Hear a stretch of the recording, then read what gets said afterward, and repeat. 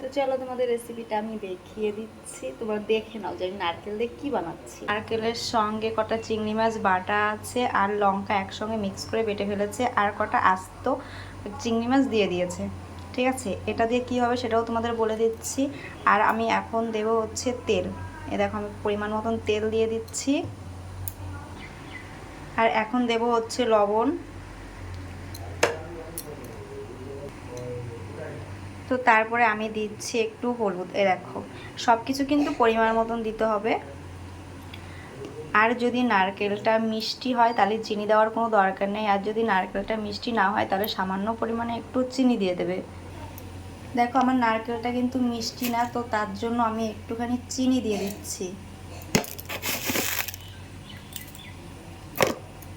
আর এই দেখো একটা কলা পাতা, তাহলে তোমরা তো বুঝতেই পারছো যে আমি কি করব।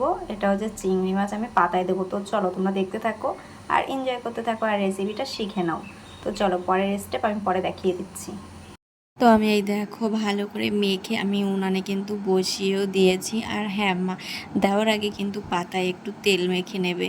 তো তারপরে আমি দেখো থালা দিয়ে একটু ঢেকে দিচ্ছি, কারণ থালাটা দিয়ে না ঢাকলে ভালো করে সিদ্ধ হবে না। তো তার জন্যই আমি ঢেকে দিচ্ছি। তো তোমরাও সেটাই করো। এই দেখো নারকেলের জলগুলো কিন্তু সব শুকিয়ে গেছে, আর তার মানে কি হয়ে গেছে, এখন আমি পাতাটা উল্টিয়ে দেবো। আর আমার উল্টানো হয়েও গেছে, আর দেখো লালচে লালচে ভাবটা চলে এসছে। তো তার মানে হয়ে গেছে। আর এর উপর দিয়ে দেবো আমি একটু তেল।